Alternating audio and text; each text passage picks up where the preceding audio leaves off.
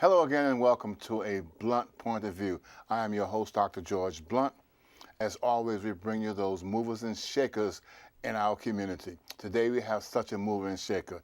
Our guest today is Freeholder Cynthia Toro. Cynthia, Freeholder Toro, how are you today? I am good, thank you. Thank you so much for joining us. For the record, would you just share with our viewing audience what is a freeholder and what are their duties? So the only state that calls freeholders is the state of New Jersey. And it comes from back in the day, individuals who would serve in this capacity had to be men that owned free and clear land. And there comes the term freeholder. Oh, so it was all a male-dominated at one point. Yes, absolutely. Now, that's interesting. I didn't know that. What is the term of a freeholder and what are your duties? What does freeholders do? So in Essex County, our term is for 3 years. And our duties, the way I like to explain it, first of all, the number one question I get when I'm campaigning or talking to my constituents is, what is a freeholder? So most people don't know. But I like to explain it, how in the local level you have your mayor and council. The mayor has a vision, and he's more in charge of the day-to-day operations. And the council, votes on things, asks questions, has the powers to investigate. Well, on the county level, it's the same thing. We have our county executive in Essex County, who has that vision and the day-to-day operations, and the freeholders is the legislative body that approves and investigates. So what happens is there is a county government and then there's a city government. So the mayor and the council run the city. Exactly. And the county exec and the freeholders run the county. Yes. That's pretty much what you're saying. Yes. What does your district, what is your district? What areas do you cover? So Essex County is it's composed of 22 municipalities, and I'm District Freeholder 5, which includes 5 municipalities, and that is Bloomfield, Belleville, Nutley, Glen Ridge, and Montclair.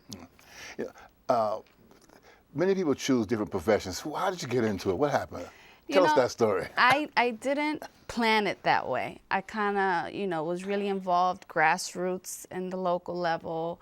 I love to help people. I want to make a difference in individuals' lives and family lives. And I just kind of fell into it. And I love the fact that, on a county level, I feel like I can do so much more in helping families than if I tried to do it individually. Okay.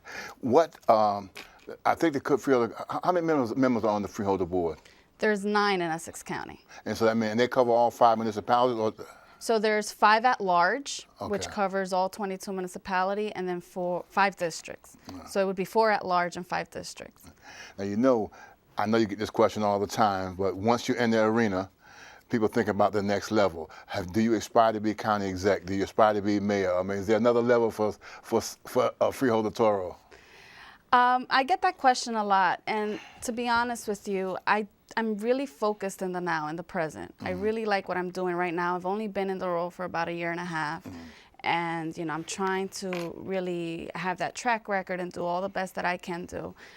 So I'm not really looking to the next level or the next step. If Just it yet, happens, not yet, but it'll come. It may, but that's not my focus today. Okay. Yeah. So you're just trying to take care of your district now and do the best you can. That's right. What would you say are some of the hotbed issues that affect your constituents in your county? When they come to you with different concerns, what are some of the things they come with? Well, number one, it's taxes. New Jersey taxes are really high, and Essex County is one of the highest. So with the economy, the middle class got hit very hard, so a lot of people don't have jobs, plus, an expensive living. So that's one of the things that we try to help. We've done many things on the board to try to get our banking institutions to be more involved and invest in their communities. We passed an ordinance where we require every year that they come to us and let us know how they're giving back, since they hold millions of dollars of taxpayer dollars. What about unemployment in Essex County? Is it, in terms of compared to the national average? It's a lot higher in the state. and New Jersey's, the top 3 states with the highest unemployment. So, we also have the highest foreclosure rates. It's a challenge. People losing their homes, and was that the result of Hurricane Sandy, or is that just the normal in terms of high taxes, people not able to pay unemployment, and they begin to lose their homes? It was more based on the economy, just the companies in the recent years have moved out of New Jersey. In my district, Nutley, it was Roche. Okay. They left, and that would impact the Yeah, Roche is a large company that employed a lot of people. I think over 3,000 people. And they left, and so that put 3,000 folks out of work. Mm-hmm. See, that's difficult. What about education and the schools in your district? Are they performing well? Because I know at one point the schools in the county were taken over, schools in Newark were taken over by the state. Right. Well, how is education in your district? Well, Newark is in Essex County, so it's controlled by the state. But in my specific district, we have pretty good school system. And also I want to share that in Essex County, we have a vocational technical school. Mm-hmm. We have 3 of them. And we have 2 of them have received, one of them twice, Blue Ribbon acknowledgement from the federal government. So our schools really are performing at great levels. And we are also building a large, it's going to open next year, Donald Payne Vocational Technical High School in Newark, where we're going to house 2 of our vocational schools at that location. And that's a $100 million project. Okay. And what particularly significant piece of legislation, how does this process work from a freeholder point of view? You put forth legislation, and share that with the viewing audience, how bills are passed, how you can get something done. So, we, for example, one of the things that we recently also did was, when we deal with vendors where we purchase ammunition or weapons, we require now that they complete a survey in the RFP process to answer 5 to 7 questions on, how, do they sell legally? Do they run background checks? Those sort of things. And once it's law, once it's voted on by the board, in order for them to get that grant awarded, mm-hmm. they have to answer these questions. What just prompted you to get into politics? Is it the other members of your family were in politics? Or, what prompted Cynthia Toro to say, this is what I want to do? I don't have members of my family that are in politics. I just, like I said, I'm a social worker by trade. Mm-hmm. I recently got my master's in social work, and I loved helping individuals and families one-on-one. Mm-hmm. But as an elected official, it just gives me that platform to really do one of the things that social workers are taught to do, which is mm-hmm. advocate. Mm-hmm. for our clients. So as an elected, I'm able to advocate and create different programs or persuade directors to really focus on providing better services mm-hmm. and things of that nature. And that's one of the things that I've really, this first year, really focused on, was on delivery of social services. Are there people in your district or county that you think are doing a good job, or some of the political figures that you work with? I know only of the county exec, but are there other folks that you work with closely that are helping the state move forward? I think we are blessed in Essex County. We have many elected officials that really work really hard every day to try to do just what I am mm-hmm. explaining. The county exec is a great example. When he took office about 12 years ago, he got this county in a deficit, and now it's in a surplus of $164 million. $64 million. So he's a great example. One of the elected officials that I strongly admire is a Senator Teresa Ruiz. Mm-hmm. She is an advocate in education at the state level, and she also works for our county mm-hmm. as deputy administrator. So we have Sheila Oliver, who was speaker. Mm-hmm. And on the board, when I came in, we had an additional 3 new members. Okay. So the 4 of us, really, one is from a union background, the other is a retired teacher. The other one is in nonprofit community and housing, and she is actually our president, Brittany Timberlake. So really, I feel like we come from diverse backgrounds, and we really work together to do the best we can. And I'm thankful to be a part of that. There is an event that you're working on coming up now. The Board of Chosen Freeholders has a nonprofit event in Essex. Talk about that event, if you would. Yeah, so I chair the nonprofit committee, and we will be holding our first event. This is a new committee that was created when we got on board, and the event will be June 2nd at 9 in the morning at the Hall of Records in the Sheila Oliver Conference Room. And basically, we're inviting all local nonprofits to attend, whether, doesn't matter what clientele they service. It could be veterans or senior citizens or youth or mental health. But they're invited to come, and we're going to have interactive sessions between groups. They're going to discuss, what are the key things or the problems that they have that to serve their communities or their clients. We're going to have a director present to them a PowerPoint and explaining how they can go about being competitive for government county funding and the RFP process. So the RFP process, you'll be doing some workshops on how one can do that? Right. We're going to have directors from all our social services department present to answer any questions they have. We have housing, senior citizens, training and development. And we want to know, as much as, what are their problems, how can we at the county level also be helpful? So it's sort of, they are the extension of services when government can't help all people. And this event, again, I want my audience to know when and where. Give us a date and venue again. June 2nd at the Hall of Records. That is 465 Dr. Martin Luther King Jr. Boulevard in Newark at the Sheila Oliver Conference Room. Breakfast will be provided, and it's going to be an exciting event. Just a lot of nonprofits. And one way in my tenure that I helped the nonprofit was they were applying for federal grants, and they needed data, raw data on how many juveniles arrested in a specific period of time. And we have a juvenile detention center, so I was able to get that information to them. And things like that. So that's and this is only for nonprofits. Nonprofits, 501c3s. Exactly. Freeholder Toro, what is your 3 to 5 year vision of the county? Where do you see the county going, and with its services and the kind of things they need to do? So, like I've been working a lot on improving social services. So we have our Department of Welfare in 18 Rector Street. And since I've been on board, employees got a lot of customer service training. We have better tracking systems to improve processing times of clients' records. We have put things operationally in place to speed up the lines so that there aren't long lines. And we've had a lot of upgrade in technology.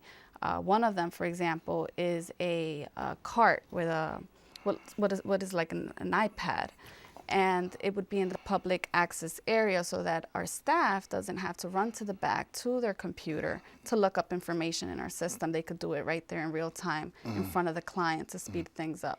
So my vision is continuing that, making sure that we continue on improving social services.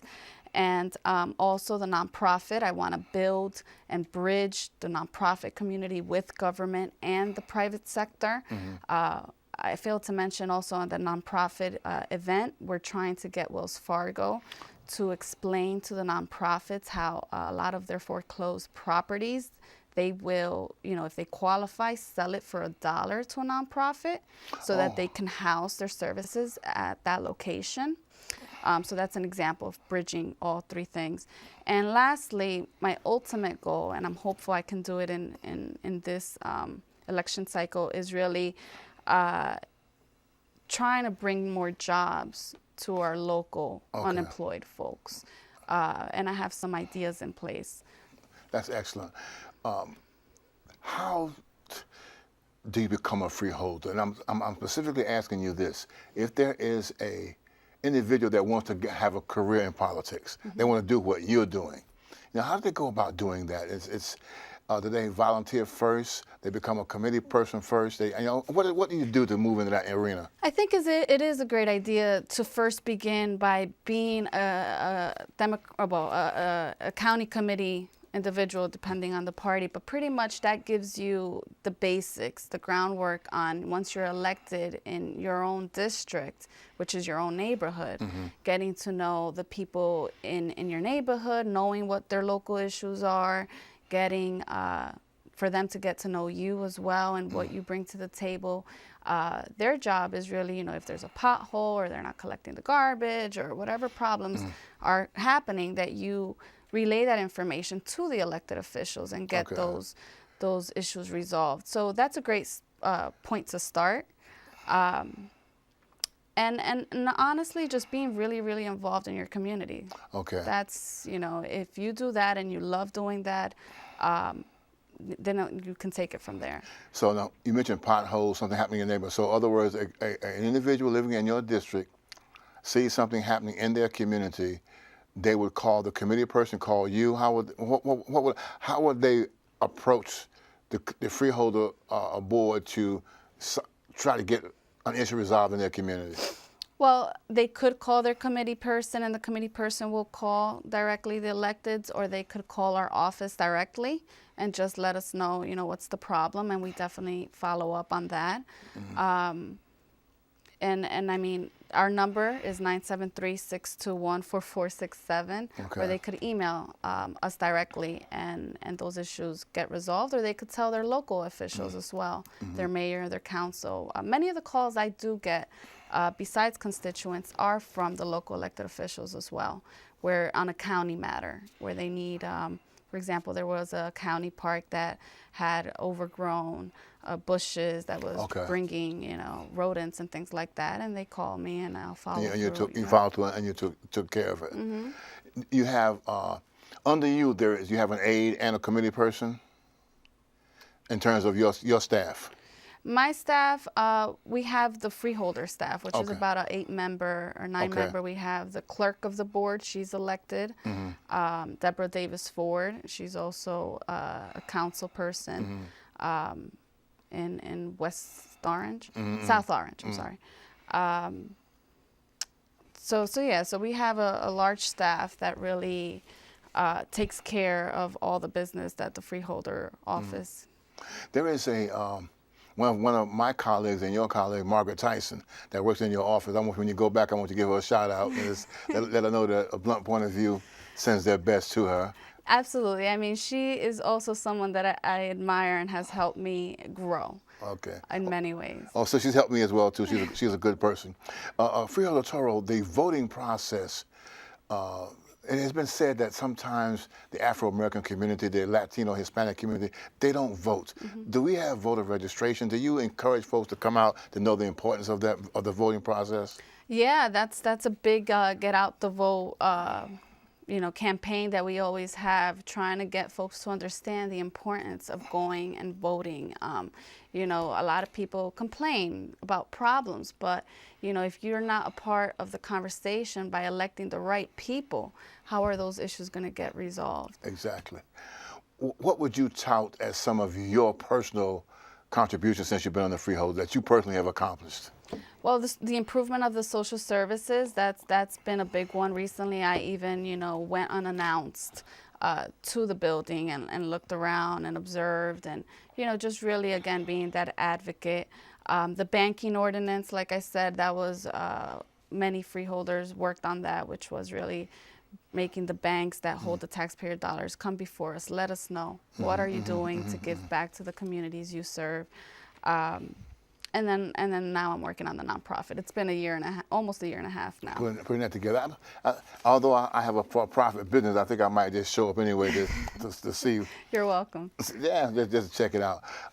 If you would, share with us a little bit about your thinking, and I don't want you to give any political sides. I would never do that to you, about the current presidential election, because it's been on the news all the time. What are your thoughts on that? Wow, I mean, I'm a little a little shocked, I think, like a lot of people, when it comes to, how their behavior at such a large platform, attacking certain groups. I think that's far from what the America we come from. We are a country of immigrants and we built this country on the back of immigrants. So to really have those attacks and that anger, and to see that this candidate is ahead in the polls, it is shocking to me. Well, it shows, I guess, the way that America is going. What can I tell you? Do you personally recommend a career in politics? There are folks who I know who've been in it for years. This is just what they've done. Then there are some who take a year or two and then they go back to something else. Do you recommend this as a career for a young person in school now, a career in politics? I mean, it's not cut out for everyone. Politics, it's true when they say that you have to have a thick skin. And you gotta like it. And the way I view it, there's two sides. There's the government side, which is the actual work and what you're doing and what you're trying to do to help people. And then there's the politics, which is, it's always unsure and always changing. And you can't do one without the other. But I do encourage more people who have their heart in the right place to do, if they're interested in it, to take that leap, because we need more people like that. The Freeholder meetings are held on a weekly, monthly basis. Where are they held, and is it open to the public if someone wants to come? Yes, it's always open to the public. They are held weekly, mainly on Wednesdays at 7 at night. They begin. In the beginning, we have a public comment session where the public can talk for 3 minutes. And at the end of the meeting, they get another opportunity to talk for another 3 minutes. And then in the summertime, it's biweekly on Wednesdays. So you indicated that if a constituent or if a individual had a concern, they could actually speak at the Freeholder meeting? Yes, absolutely. They can go to the microphone and speak. And it is held at the Hall of Records. Again, that's 465 Dr. Martin Luther King Jr. Boulevard in Newark. Throughout the year, mostly at the Hall of Records, but we also tour the whole county to be accessible to folks. And there's a whole schedule with dates and times on our website where you could see where we are every meeting. If a person, what are you hearing when someone comes to the Freeholder board? Do you have a sense of what are some of the strong issues that the community brings to the Freeholder board? It depends. If there's a local problem, they'll bring it to the board's attention. Recently, we had a group of homeless folks come to the board. They were residing in a building in Irvington, and the building was shut down because it was deemed unfit to house individuals, and they were many of them were left on the street. So they came to us, and we were able to, on the spot, call our director. They came to the meeting. We offered them food. The next day, they were provided proper housing. I mean, we do as much as we can. We're very proactive. Well, it's good to have someone like you in office. Blount Point of View certainly supports you. Before we go, I want to certainly personally thank you for being here. You're an excellent guest. I want folks to know how to reach you. I want folks to know about the event that you're having. So as we wrap up, would you please share with us one more time your venue, what's going on June 2nd, and how can folks reach you if they have a concern? So my venue, we're calling all nonprofits, a summit on June 2nd, 9 in the morning at the Sheila Oliver Conference Room at the Hall of Records. Our address is 465 Dr. Martin Luther King Jr. Boulevard in Newark. And to contact me, you would call me at 973-621-4467 or email me at ctoro@freeholders.essexcountynj.org. And I thank you so much, Dr. Blount, for having me as well. No, it's been a pleasure to have you as our guest. Today our guest has been Freeholder Cynthia Toro. Excellent guest. Please know that Blount Point of View supports you. Thank you for being here. This is Dr. George Blount for a Blount Point of View. See you again next time.